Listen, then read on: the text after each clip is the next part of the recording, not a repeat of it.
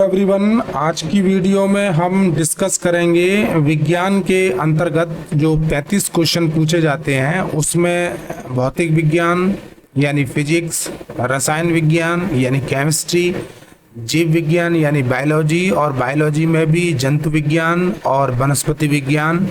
ठीक है, तो कहने का मतलब है कि विज्ञान में जीव विज्ञान, रसायन विज्ञान और भौतिक विज्ञान के 12, 12 और 11 इस तरीके से क्वेश्चन पूछे जाते हैं। तो आज की हम वीडियो में विज्ञान के अंतर्गत जीव विज्ञान यानी बायोलॉजी के 35 क्वेश्चंस पर चर्चा करेंगे। और जो लोग चैनल पर नए हैं वो चैनल को सब्सक्राइब करें, वीडियो को शेयर करें, कमेंट करें कि वीडियो आपको कैसी लगी।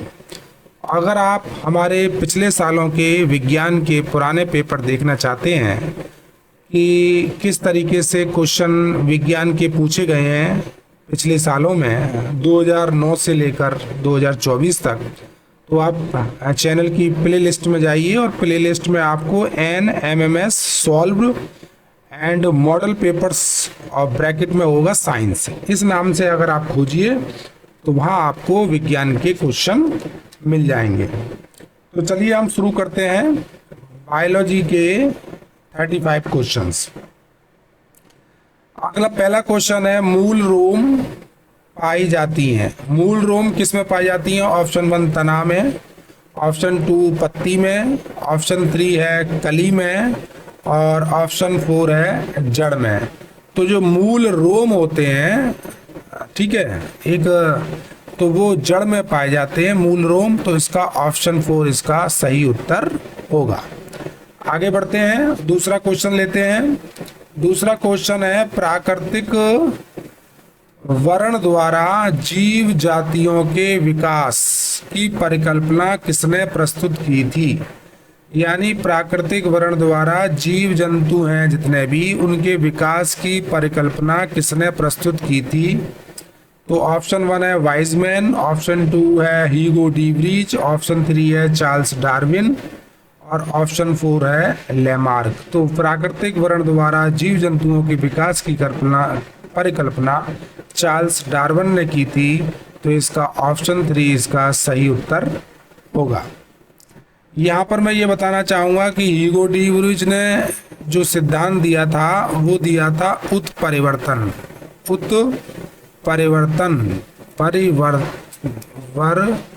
का सिद्धांत।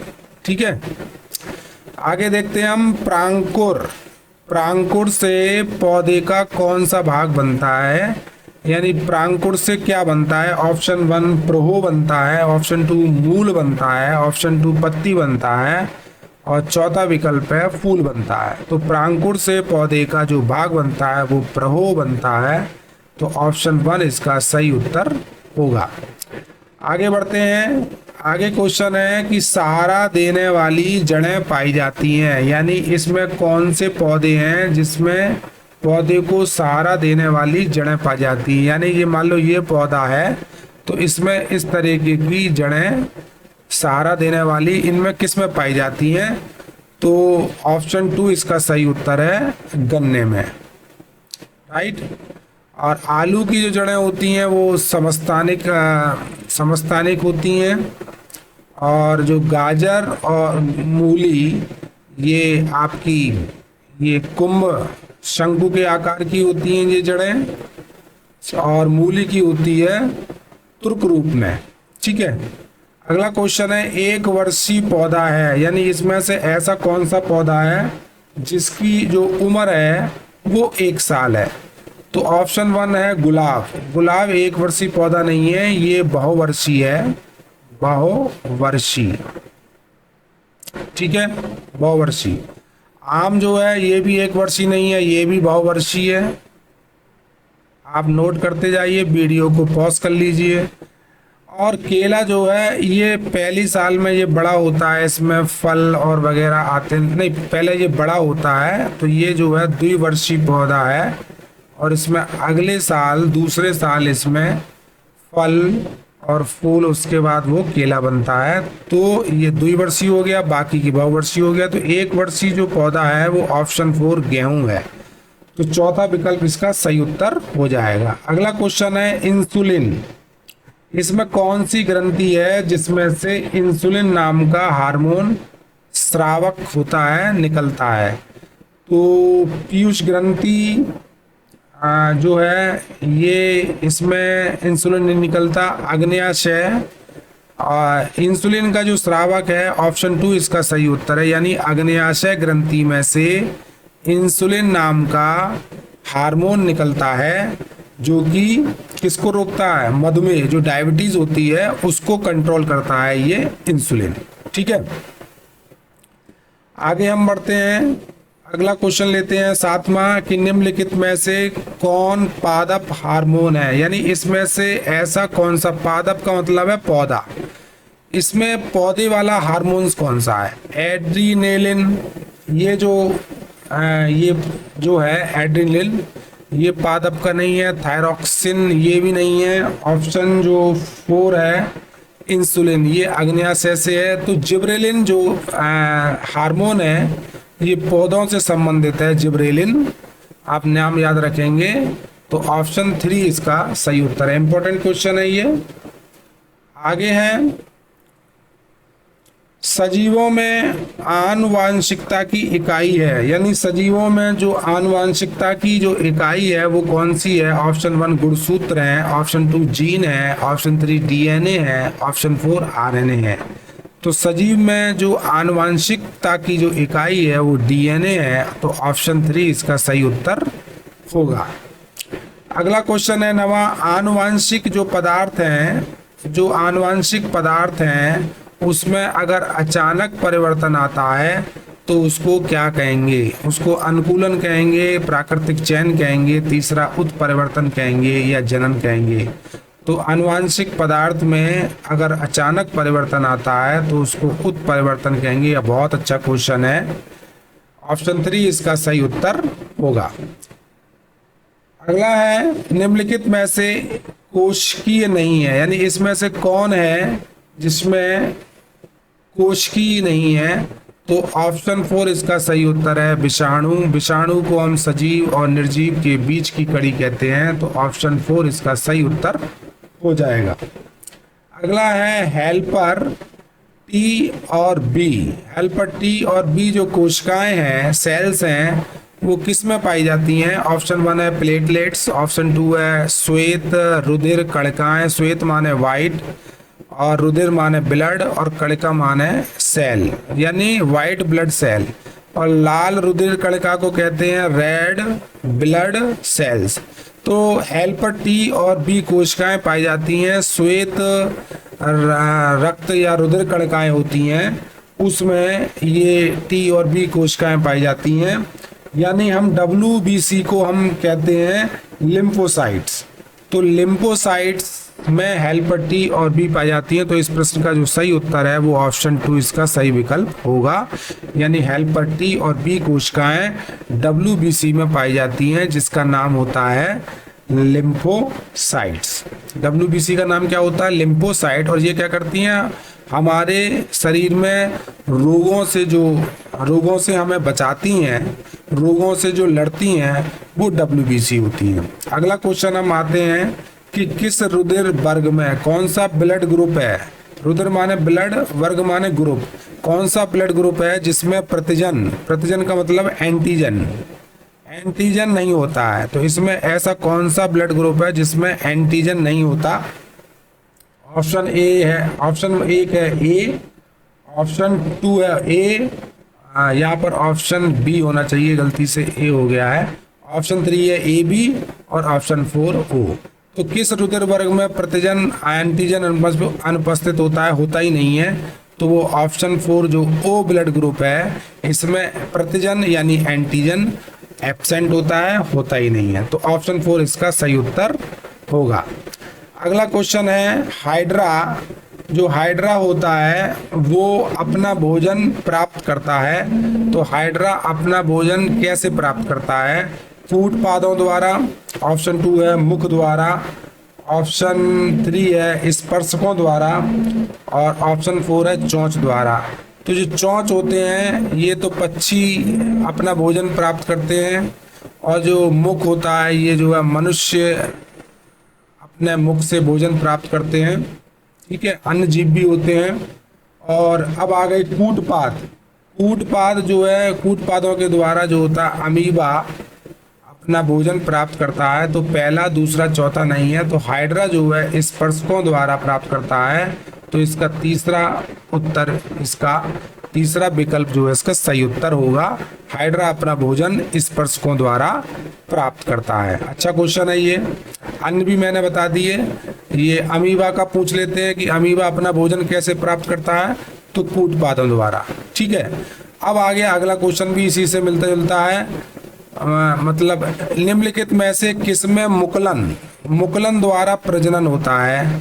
तो पैरामीशियम है, ऑप्शन 2 है केंचुआ है, ऑप्शन 3 है ईस्ट है, ऑप्शन 4 है राइजोपस है। तो मुकुलन द्वारा जो प्रजनन होता है वो ईस्ट में होता है। तो इस प्रश्न का जो सही उत्तर है वो तीसरा उत्तर सही है। अब हम बता रहे हैं कि पैरामीशियम में प्रजनन कैसे होता है, केंचुए में कैसा होता है। पैरामीशियम में जो प्रजनन होता है तो आप नोट करेंगे विखंडन विधि द्वारा होता है। तो लिख लेंगे विखंडन विधि द्वारा। और ईस्ट में क्या हो गया, मुकुलन द्वारा। केंचुआ जो होता है, केंचुए में जो प्रजनन होता है वो लैंगिक जनन होता है, लैंगिक जनन होता है। ठीक है, और राइजोपस में जो बीजाणु निर्माण होता है, राइजोपस में क्या होता है, बीजाणु निर्माण होता है। ठीक है जी, अब और क्वेश्चन बनेंगे तो आप बता देंगे।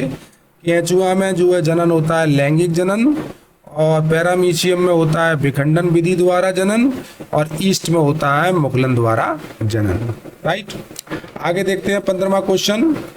जो जीवधारी दूसरे जंतु या वनस्पति ऊतक से पोषण का मतलब खुराक प्राप्त करते हैं। फिर देखिए वो कौन से जीवधारी हैं, उन जीवधारी को क्या कहेंगे, वो जो दूसरे जंतुओं से खाना प्राप्त करते हैं तो उनको कहेंगे हम परजीवी। परजीवी का मतलब होता है यानी अगर खुद खाना बनाते हैं तो वह स्वपोषी होते हैं। जैसे पौधे जो हैं वो किसी पर डिपेंड नहीं रहते, पौधे अपना खुद खाना बनाते हैं। ठीक है, और जैसे परजीवी जो होते हैं वो दूसरों से खाना प्राप्त करते हैं। तो जैसे है अमरबेल जो है चूसकों के द्वारा पानी और खुराक को, खनिज पदार्थों को दूसरे पेड़ से लेती है। ठीक है, तो इस प्रश्न का उत्तर क्या है, अमरबेल यानी परजीवी। मूल रोम पाई जाती है, ये क्वेश्चन रिपीट हो गया है इसलिए मैंने यहाँ पर इस क्वेश्चन की जगह पर एक 36वां क्वेश्चन लिखा है, क्योंकि ये क्वेश्चन रिपीट हो गया। मूल रोम पाई जाती हैं, जड़ में पाई जाती हैं, तो ऑप्शन 4 इसका सही उत्तर है। अभी पीछे भी आया था ये।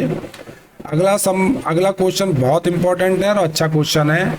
वातरंध्र, वात माने होते हैं वायु, रंध्र माने होते हैं छेद। वातरंध्र का संबंध पौधों से है। राइट, ये बात सही है।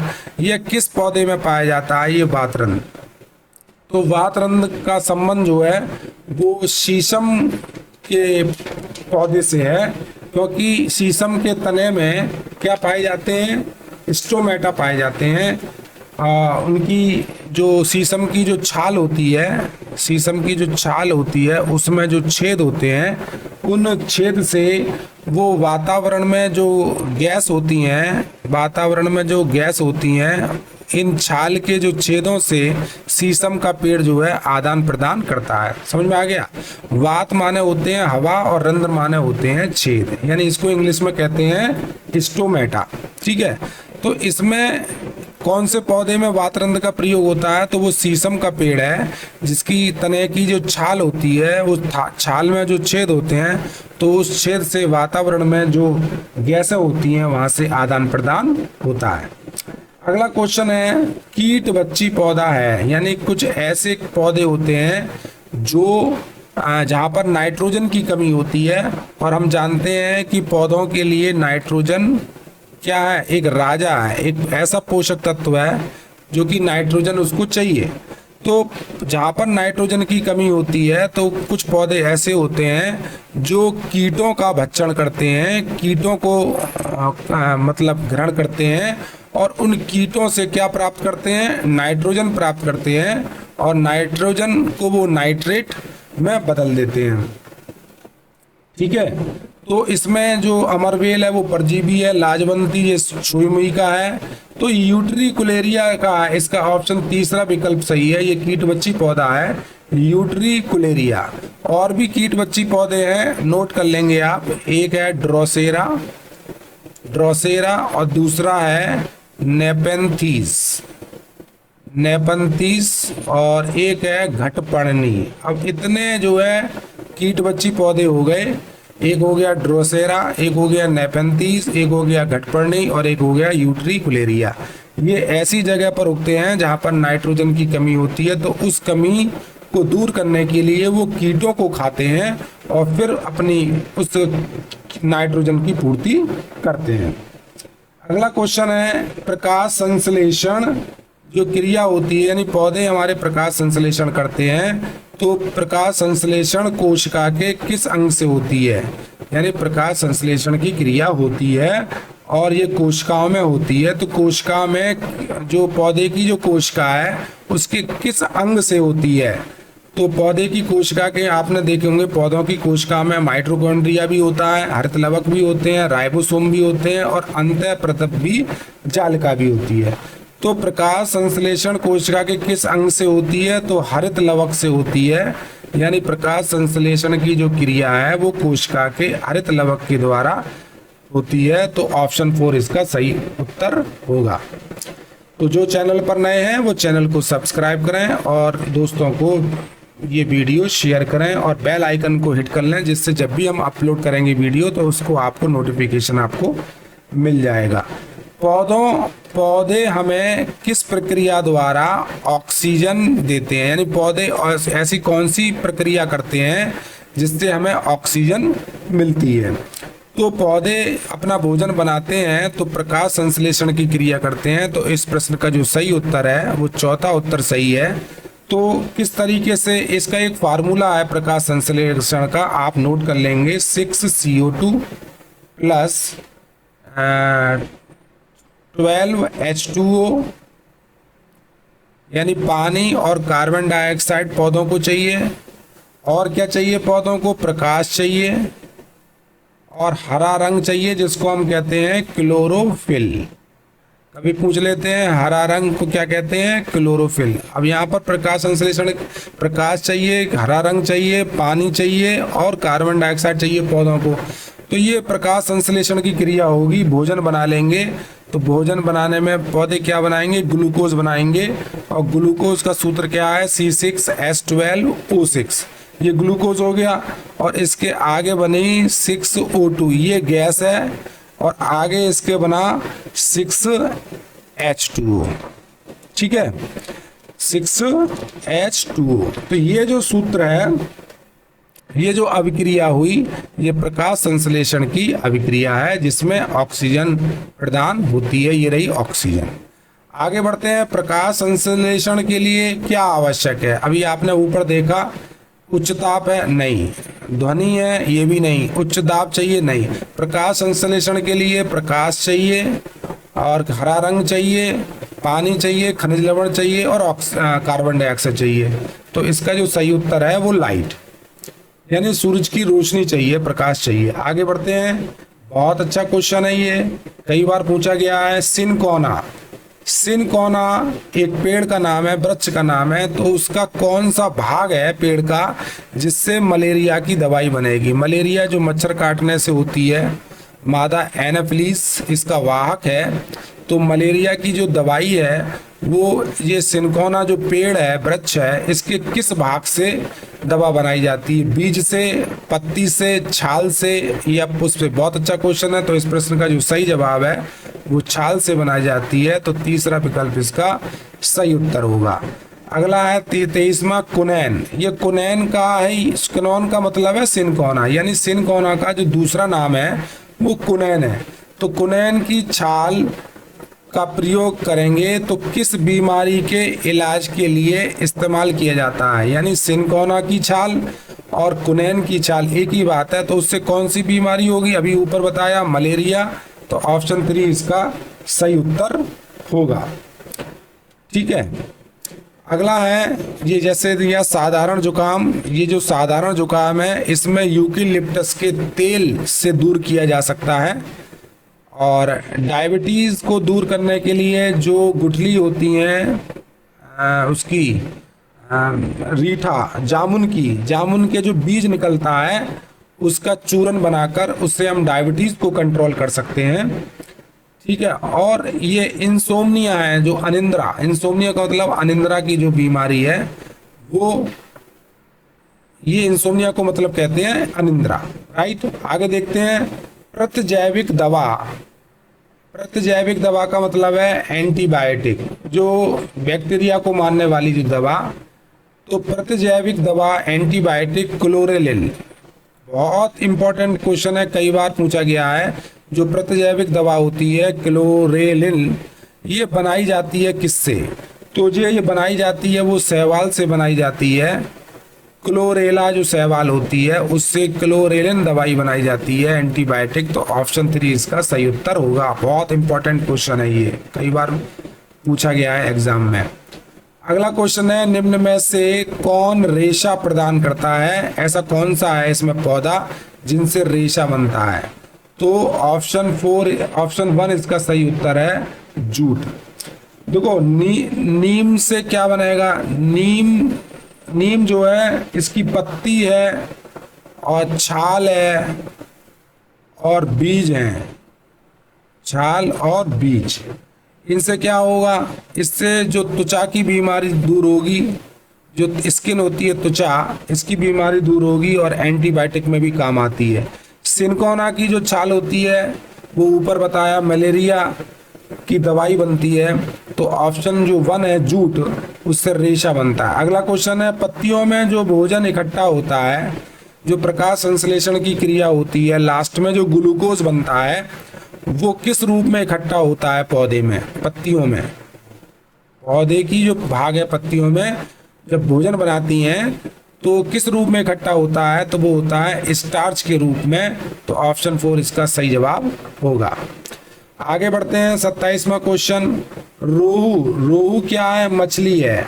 तो मछली का जो उत्पादन है वो किससे संबंधित है, तो रोहू यानी मछली उत्पादन का जो संबंध है वो नीली क्रांति से है। तो ऑप्शन 1 इसका सही उत्तर होगा। जो रजत है, रजत क्रांति किससे संबंधित है मैं आपको बता दे रहा हूँ, अंडा उत्पादन से, अंडा प्रोडक्शन उत्पादन, अंडा उत्पादन की क्रांति, अंडा उत्पादन के लिए कौन सी क्रांति, रजत क्रांति। और श्वेत क्रांति के लिए क्या है, श्वेत क्रांति है दूध यानी दुग्ध उत्पादन के लिए, दूध के उत्पादन के लिए क्या चलाया गया, कौन सी क्रांति चलाई गई, वो है श्वेत क्रांति उत्पादन। ठीक है, और हरित क्रांति किसके लिए, गेहूं यानी अनाज के उत्पादन के लिए। तो एक क्वेश्चन से हमने आपको 3 क्वेश्चन और बता दिए। रजत क्रांति पूछा जाए तो अंडे के उत्पादन से, श्वेत क्रांति पूछा जाए तो दूध के उत्पादन से, और हरित क्रांति पूछा जाए तो गेहूं यानी अनाज के उत्पादन से। अगला क्वेश्चन, ये सारे क्वेश्चन पूछे गए हैं, एक भी क्वेश्चन ऐसा नहीं है तो ना पूछा गया हो। तो दलहनी पौधे का मतलब है ऐसे पौधे जिसमें दालों वाले होते हैं, जैसे अरहर, मटर। ठीक है, तो उनकी जड़ों में गांठें पाई जाती हैं और उनकी जड़ों में एक जीवाणु बैक्टीरिया होता है। उस बैक्टीरिया का क्या नाम है, तो उस बैक्टीरिया का नाम है राइजोबियम। तो ऑप्शन 1 इसका सही विकल्प होगा। राइजोबियम जो है, दलहनी जो पौधे होते हैं उनकी जड़ों में, गांठों में राइजोबियम जीवाणु पाया जाता है, और ये जीवाणु क्या करता है, वो नाइट्रोजन को वातावरण से इकट्ठा करता है। ठीक, कहते हैं कि पेड़, अगर आप खेत में दलहनी पौधों की बुवाई करते हैं तो उससे ज़मीन जो है बहुत अच्छी हो जाती है, क्योंकि उस ज़मीन में बैक्टीरिया मौजूद होते हैं जो आगे वाली फसल के लिए बहुत अच्छे माने जाते हैं। अगला क्वेश्चन है कि खरपतवार नाशी है, यानी खेत में कुछ ऐसे छोटे छोटे पेड़ पौधे घास होती हैं, उसको नाश करने के लिए उसमें कौन सी चीज है। तो और पहला है ऑक्सिन। तो ऑक्सिन तो ये हार्मोन है पौधों का, तो पहला नहीं, पहला ऑप्शन गलत है। अगला ऑप्शन, इसका जो सही उत्तर है वो खरपतवार नाशी जो है, जो घास होगी आती है खेत में, तो वो है 2,4-D। 2,4-D जो है वो खरपतनाशी है। आगे बढ़ते हैं, तीसरा क्वेश्चन लेते हैं कि निम्न में से किस शैवाल का प्रयोग जैविक उर्वरक के रूप में किया जाता है। तो इसमें कौन सी ऐसी शैवाल है जिसका हम जैव खाद के रूप में प्रयोग किया जाता है। तो नॉन स्टॉक जो है, ये जो खाद है वो धान के खेतों में इसका प्रयोग किया जाता है। तो ऑप्शन 4 इसका सही उत्तर होगा, यानी नॉन स्टॉक जो शैवाल है इसका धान के खेतों में जैव उर्वरक का मतलब एक खाद के रूप में प्रयोग किया जाता है, यानी जो खाद है ये जैव उर्वरक के रूप इस शैवाल का प्रयोग किया जाता है, नॉन स्टॉक। अगला है एड्स का वायरस। एड्स का वायरस मानव शरीर में किससे पहुंचता है। भोजन से नहीं, चुंबन से नहीं, पानी से नहीं, इनमें से कोई नहीं। तो इनमें से कोई भी नहीं है जिसकी वजह से मानव शरीर में ये एड्स का वायरस पहुंचता है। वायरस का नाम क्या है, HIV। एस से मतलब हो गया ह्यूमन, ठीक है, इम्यूनो और वायरस, ठीक है। अगला है पेट दर्द में प्रयोग करने वाली औषधि है। औषधि का मतलब है दवाई। इस पेट दर्द में कौन सी ऐसी दवा है जिसका हम प्रयोग करेंगे। एंटीबायोटिक है, जीवाणुओं को मारने के लिए है, जीवाणुओं से रक्षा करने के लिए एंटीबायोटिक। एंटीपायरेटिक जो है बुखार में प्रयोग की जाती है, पूछ लेते हैं, लिख ले रहा हूँ इसलिए। एंटीपायरेट जो है बुखार में प्रयोग की जाती है, एंटीबायोटिक जो है जीवाणु नाशक होती है। तो पेट में दर्द अगर हो रहा है तो उसके लिए एंटी स्पास्मोडिक, ये ऑप्शन 3 इसका सही उत्तर है। एंटी स्पास्मोडिक औषधि जो है पेट दर्द में काम में आती है। अगला क्वेश्चन बहुत इंपॉर्टेंट, ये पेनिसिलिन है, इसकी खोज किसने की। तो पेनिसिलिन की जो खोज है वो अलेक्जेंडर फ्लेमिंग ने की। तो ऑप्शन 3 इसका सही विकल्प होगा। अगला क्वेश्चन है हरित लवक रहित पादप समूह कौन सा है। इसमें ऐसा कौन सा पेड़ है, इसमें कौन सा जो प्लांट है, पौधा है, जिसमें हरित लवक नहीं होता, हरित लवक रहित है। शैवाल में हरा रंग होता है, मॉस में होता है, फर्न में होता है, लेकिन कवक में नहीं होता। तो ऑप्शन 2 इसका सही उत्तर है। कवक का मतलब है फंगस। अगला क्वेश्चन देखते हैं हम। 2 क्वेश्चन है, अब एक क्वेश्चन 36 में इसलिए वो रिपीट हो गया, इसलिए हमने 36 करे हैं, लेकिन क्वेश्चन वो 35 ही माने जाएंगे। एक क्वेश्चन रिपीट हो गया। मोस्ट इंपॉर्टेंट क्वेश्चन है ये, चेचक के टीके की खोज किसने की थी। तो चेचक की जो टीकों की खोज है उसको खोजा था ये एडवर्ड जेनर ने। तो ऑप्शन 2 इसका सही उत्तर है। एडवर्ड फ्लेमिंग, अभी मैंने आपको ऊपर बताया था, पेनिसिलिन की खोज की थी एडवर्ड फ्लेमिंग ने। तो इस प्रश्न का जो सही जवाब है वो एडवर्ड जेनर हैं, जिन्होंने चेचक के जो टीका लगाया जाता है इसको बनाया था, पहली बार इन्हें खोज की थी। अगला लास्ट क्वेश्चन है इस वीडियो का कि निम्न में से कौन सा रोग है जो विषाणु द्वारा नहीं होता है। विषाणु द्वारा नहीं होता, पोलियो विषाणु यानी वायरस से होता है, खसरा भी वायरस से होता है, एड्स भी वायरस से होता है, लेकिन जो 6 रोग है ये जो है बैक्टीरिया से होता है। अब उस बैक्टीरिया का नाम क्या है, तो नाम आप लिख लीजिए जिससे ये 6 रोग होता है। माइक्रो बैक्टीरियम,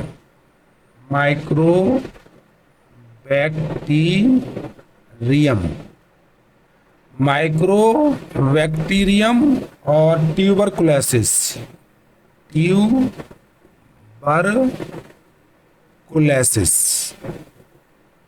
ये बैक्टीरिया है। इस बैक्टीरिया का नाम है माइक्रोबैक्टीरियम ट्यूबरकुलोसिस। इस बैक्टीरिया से 6 रोग होता है।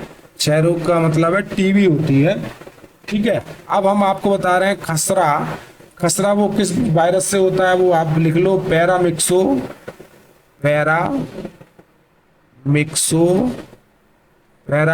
वायरस। ठीक। और पोलियो वायरस से। एड्स आपको पता है HIV से। तो ये जो थे वो 3 जो है विषाणु से थे और 1 जो है जीवाणु से था। तो ऑप्शन 4 इसका सही उत्तर होगा। तो ये थे जीव विज्ञान के यानी विज्ञान के अंतर्गत 35 क्वेश्चन। ये पहला भाग था। आगे हम एक और भाग बनाएंगे, तो बने रहिए हमारे चैनल पर। पूरी उम्मीद है कि आप हमारे अगर चैनल पर रहेंगे तो आपके अन्य जो प्रतियोगी परीक्षा दे रहे हैं उसके लिए NMMS में पूछे गए जो विज्ञान के क्वेश्चन हैं और सामाजिक विषय के जो क्वेश्चन हैं जो 35 पूछे जा रहे हैं, ये 70 नंबर आपके बिल्कुल तैयार हो जाएंगे। तो मिलते हैं अब नेक्स्ट वीडियो में। Thank you very much.